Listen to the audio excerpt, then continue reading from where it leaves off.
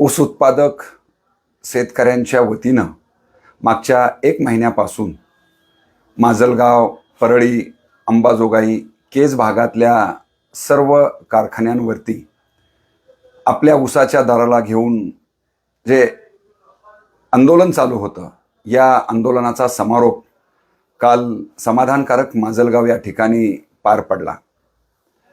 प्रामुख्यानं या संपूर्ण आंदोलनामध्ये ऊस उत्पादक शेतकरी, विशेषतः युवा शेतकरी आणि या ऊस उत्पादन क्षेत्रामध्ये काम करणारे ऊसतोड कामगार असतील, ऊस वाहतूक ठेकेदार असतील, हार्वेस्टर मालक असतील किंवा कारखान्यामध्ये काम करणारे कामगार असतील, या सर्वांनी सुद्धा या ऊस उत्पादक शेतकऱ्यांच्या दरवाढीच्या आंदोलनामधला सहभाग हा नक्कीच शेतकऱ्यांसाठी आशादायी आणि त्यासाठी अत्यंत महत्त्वाचा ठरलेला आहे.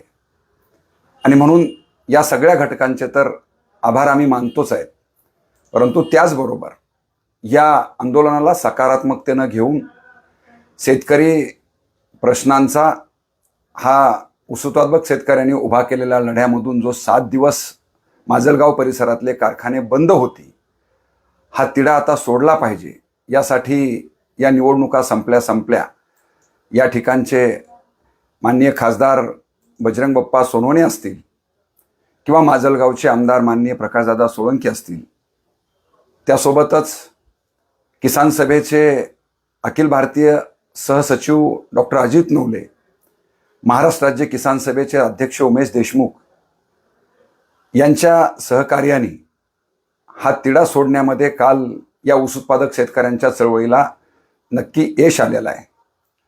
गतवर्षीपेक्षा यावर्षी एक समाधानकारक अशा प्रकारच्या ऊस दरामधली वाढ या आंदोलनामधून शेतकऱ्यांनी घेतलेली आहे. आणि म्हणून अखिल भारतीय किसान सभेचा एक जबाबदार कार्यकर्ता म्हणून मी या सगळ्या घटकांचे आभार मानतो.